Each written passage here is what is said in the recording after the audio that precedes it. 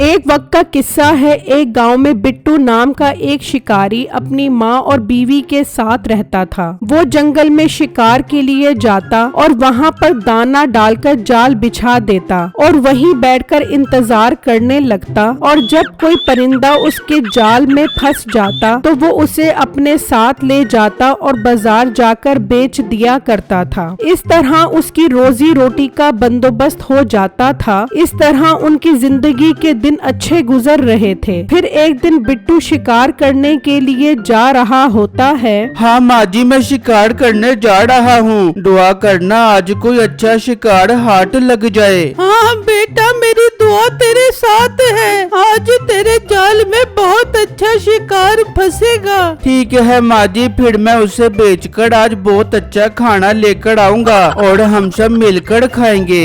ये कहकर बिट्टू जंगल की तरफ निकल जाता है और वहाँ दाना डालकर जाल लगा देता है और इंतजार करने बैठ जाता है। काफी देर हो जाती है, कोई भी शिकार नहीं आता। ये आज जंगल के परिंदों को हो क्या गया है, कोई परिंदा ही नहीं आ रहा। वो सोच ही रहा होता है कि अचानक वहाँ एक बहुत खूबसूरत मोरनी आ जाती है। बिट्टू की खुशी का कोई ठिकाना ही नहीं रहता। बिट्टू उस मोरनी का जाल में फंसने का इंतजार करने लगता है, लेकिन बदकिस्मती से वो उड़ जाती है। ओहो, ये क्या हो गया? मोरनी मेरी जाल में फंसी ही नहीं। इतनी खूबसूरत मोरनी मैंने पहले कभी नहीं देखी। कुछ भी हो, मैंने ये मोरनी जरूर पकड़नी है। अचानक उसे बंदूक की गोली की आवाज आती है। वो आवाज सुनकर चौंक जाता है। ये क्या, इस जंगल में और शिकारी कहाँ से आ गया? कहीं उसने उस मोरनी को मार तो नहीं दिया? मैं जाकर देखता हूँ। जहाँ से उसे गोली की आवाज आई थी, बिट्टू उस तरफ निकल जाता है तो करीब ही उसे एक शिकारी नजर आता है। भाई साहब, आप इस जंगल में क्या कर रहे हो? इस जंगल में बंदूक लेकर खड़ा हूँ तो शिकार करने आया हूँ और मैं यहाँ लूडो खेलने आया हूँ। क्या मतलब, आपने उस मोरनी पर गोली चलाई थी? हाँ, गोली तो उसे लग भी गई थी मगर वो जख्मी ही उड़ गई। पता नहीं कहाँ गई होगी। सारा शिकार बर्बाद हो गया मेरा। चलो दूसरे जंगल में चलकर उस मोरनी को ढूंढते हैं। वो शिकारी वहाँ से चले जाते हैं और बिट्टू जगह जगह उस मोरनी को ढूंढता है, लेकिन उसे मोरनी नहीं मिलती। वो वापस अपने घर की तरफ निकल जाता है। वहाँ वो मोरनी जख्मी हालत में बिट्टू के घर आकर गाय के तबेले में छुप जाती है। और जब बिट्टू उदास होकर घर पहुँचता है तो अचानक उसे मोरनी की आवाज आती है। यार, ये तो मोरनी की आवाज है और ये गाय के तबेले से आ रही है। मैं जाकर देखता हूँ। बिट्टू जब उस तबेले में आता है तो वहाँ वो मोरनी जख्मी हालत में खड़ी होती है। बिट्टू उसे देखकर खुश हो जाता है और बाहर लाकर उसकी मरहम पट्टी करता है और उसे एक पिंजरे में बंद कर देता है। अम्मी बेगम, बाहर आओ, देखो हमारे यहाँ कितना खूबसूरत परिंदा लगा है। वो दोनों बाहर आती हैं तो इतनी खूबसूरत मोरनी देखकर खुश हो जाती हैं। कैसी है मोरनी, आप लोगों को पसंद आई? हाँ बिट्टू, ये तो बहुत खूबसूरत मोरनी है। ये मोरनी तो मैं आपको नहीं बेचने दूंगी, बल्कि हम ये मोरनी खुद पालेंगे। अरे बेटा, हम इस मोरनी को नहीं बेचेंगे तो खाएंगे कहाँ से? इसे बेचना जरूरी है। हाँ बेगम, माँ जी ठीक कह रही हैं। ये बहुत अच्छी कीमत पे बिक जाएगी। मैं इसका जख्म ठीक होते ही इसे बेच दूंगा। ठीक है, बेच दो। मैं अब दोनों से बात नहीं करूंगी। उसकी बीवी नाराज होकर अंदर चली जाती है। माँ जी देखो ना, कैसी बच्चों वाली जिद कर रही है ये।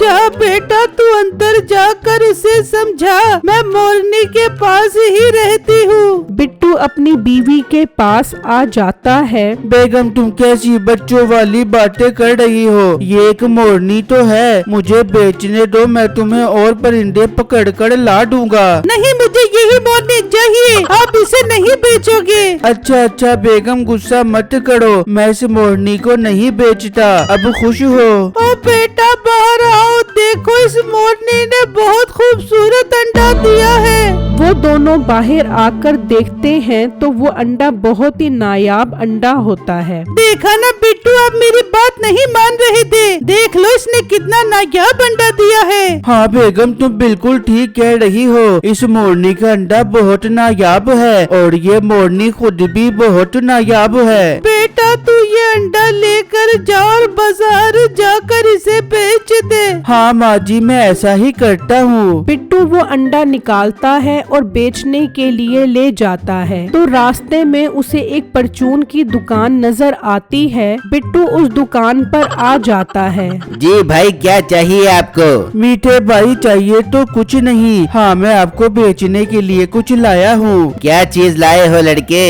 भाई ये देखो, ये बहुत नायाब अंडा है, ये मैं बेचना चाहता हूँ। मीठा वो अंडा देखकर हैरान रह जाता है। लड़के, ये तो बहुत नायाब अंडा लग रहा है। ये तुम्हारे पास कहाँ से आया? भाई तुम इस बात को छोड़ो, ये बताओ अंडा अच्छी कीमत पे खरीदोगे कि नहीं खरीदोगे? अरे जरूर खरीदूंगा। ये तो बहुत नायाब अंडा है। तुम मुझे ये अंडा 1000 रुपए का दे दो। बिट्टू 1000 रुपए का सुनकर खुश हो जाता है। ठीक है भाई, आप मुझे 1000 रुपए दे दो और ये अंडा ले लो। और हाँ, ये बात किसी को भी पता ना चले। मैं रोज आपको ऐसा अंडा बेचने के लिए ला कर दूंगा। ठीक है, मैं किसी को नहीं बताऊंगा। बस तुम रोज मुझे ऐसा अंडा ला कर दोगे। बिट्टू उससे 1000 रुपए लेकर चला जाता है और घर आकर अपनी बीवी और माँ को ये खुशखबरी सुनाता है। अल्लाह का लाख लाख शुक्र है बेटा, अब तो हमारी गरीबी हमेशा के लिए खत्म हो जाएगी। बस अल्लाह इस मोरनी को हमेशा सलामत रखे।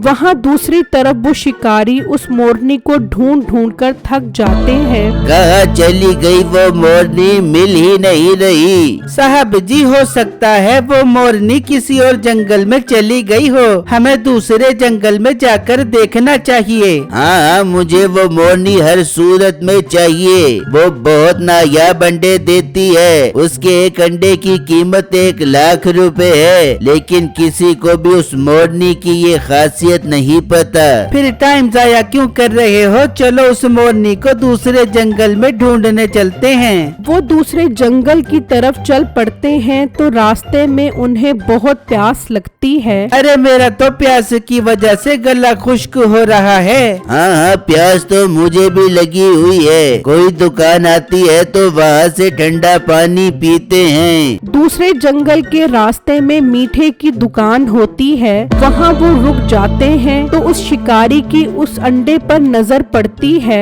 ओ लड़के, ये अंडा तेरे पास कहाँ से आया? क्यों भाई साहब, बहुत नायाब है ना ये अंडा? नायाब तो है, मगर ये आया कहाँ से तुम्हारे पास? भाई साहब, मैंने ये अंडा एक लड़के से 1000 रुपए का खरीदा है। मैं तुझसे ये अंडा 10,000 का खरीदूंगा। बस मुझे उस लड़के के घर तक ले जा। उसकी बात सुनकर मीठे का शैतानी दिमाग काम करने लग जाता है। अरे भाई, बहुत सियाने बन रहे हैं ये। सोने की मुर्गी मैं इन्हें दे दूं ताकि मैं अंडे से भी जाऊं। अब तो मेरे कमाई करने के दिन आए हैं। क्या सोच रहे हो तुम? मैं सोच रहा हूँ अगर मैं तुम्हें उस लड़के के पास ले जाऊं तो मुझे क्या फायदा होगा इस चीज का? मेरी बात सुनो, अगर मुझे उसके घर ले जाओगे तो मैं तुम्हें पूरे 1 लाख रुपए दूंगा। क्या 1 लाख रुपए? अरे मेरे प्यारे भाई जानू, आप कल शाम में मेरे पास आना, मैं आपको उसके घर ले जाऊंगा। ये बात सुनकर वो सब खुश होकर वहाँ से चले जाते हैं। अरे वाह भाई का मजा, पूरे 1 लाख रुपए की दिहाड़ी लगेगी। फिर जब अगला दिन निकलता है तो बिट्टू उस मोरनी के पास आता है तो देखता है कि उसने वही अंडा दिया होता है। वो उसके पिंजरे से अंडा निकालता है और उसे बेचने के लिए मीठे के पास आ जाता है। आ गए हो भाई अंडा बेचने के लिए? भाई अंडा ले लो और मुझे 1000 रुपए दे दो। मीठा उससे अंडा लेकर उसे 1000 रुपए दे देता है। बिट्टू वो पैसे लेकर चला जाता है तो मीठा उसके पीछे पीछे जाता है और उसका घर देख लेता है। हो गया मेरा काम, अब 1 लाख रुपया मेरा पक्का है। मीठा ये ये कहकर वहाँ से चला जाता है और अपनी दुकान पर आ जाता है और उन शिकारियों का इंतजार करने लग जाता है। वहाँ बिट्टू अपनी बीवी से कहता है,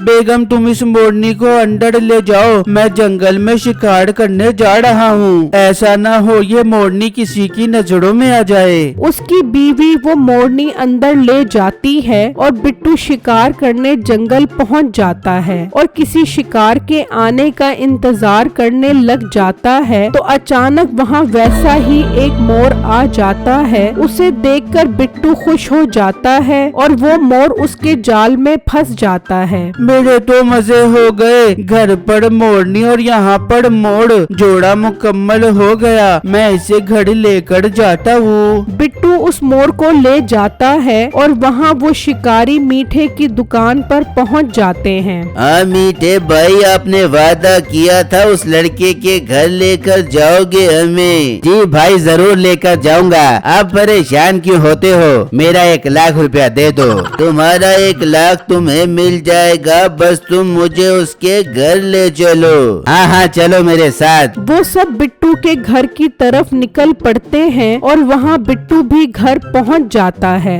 देखो माँ जी, मैं जंगल से मोर पकड़ कर आया हूँ। बेगम वो मोरनी कहाँ है? बिट्टू वो अंदर है, मैंने उसे दड़बे में बंद किया हुआ है। जाओ बेगम उसे लेकर आओ। उसकी बेगम जाने लगती है तो वो सब वहाँ पर आ जाते हैं। साहब जी मिल गई वो मोरनी, देखो उस लड़के के हाथ में है। तुम तो वही हो जो जंगल में मोरनी का शिकार करने आए थे।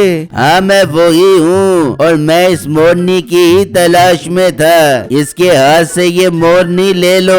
वो बिट्टू से मोर छीन लेते हैं। भाई साहब मैंने आपको इस लड़के का घर दिखा दिया है, मेरा 1 लाख रुपया मुझे दो। कौन सा 1 लाख रुपया? चल भाग जा यहाँ से। तुझे पता है ये मोरनी कितनी कीमती है? इसका एक अंडा 1 लाख रुपए का बिकता है। भाई साहब मैंने अपना वादा पूरा कर दिया है, मगर आप अपना वादा पूरा नहीं कर रहे। तू निकल यहाँ से, बड़ा आया 1 लाख रुपया लेने वाला। वो सब मोर लेकर चले जाते हैं। भाई मुझे माफ कर दो, मैंने लालच में आकर आपके घर का पता बता दिया, मगर उन्होंने मुझे 1 लाख रुपया भी नहीं दिया। तुम्हें पता है मैंने उन्हें बेवकूफ बना दिया है। वो मोर लेकर गए हैं, मोरनी तो अंदर है। अरे भाई आप तो बहुत सियाने निकले। अब आएगा मजा जब वो मोर अंडे नहीं देगा और वो रोते रोते दोबारा मेरे पास आएंगे। भाई आप इस मोरनी के अंडे मुझे बेचना, मैं बाप को कभी धोखा नहीं दूंगा। ठीक है मीठे भाई, मैं आप ही को अंडे बेचूंगा। वहाँ वो शिकारी अंडे का इंतजार करते हैं, लेकिन मोर ने अंडा कहाँ से देना था। ये अंडा क्यों नहीं दे रही? मालिक गौर से देखो, ये मोरनी नहीं मोर है, ये अंडा कहाँ से देगा? अरे दत्त तेरे की, ये तो उसने हमें बेवकूफ बना दिया है। इसका मतलब मोरनी किसी और के पास है। चलो मीठे के पास। वो मासूम शक्ल बनाकर मीठे के पास पहुँचते हैं। भाई साहब आप हमें गलत घर ले गए थे, वो मोरनी नहीं मोर निकला। मोर निकला तो मैं क्या करूं? उस मोर के अंडे निकलवा लो। मोर अंडा कैसे देगा? ऐसे ही जैसे तुमने मुझे 1 लाख रुपया नहीं दिया था। चलो निकल जाओ, तुम्हें तो मैं बताता हूँ। मीठा उस शिकारी को जोर जोर से थप्पड़ मारता है और वहाँ से भाग जाता है और वो सब उसके पीछे भागते हैं तो एक गड्ढे में गिर जाते हैं और उनको उनके किए की सजा मिल जाती है।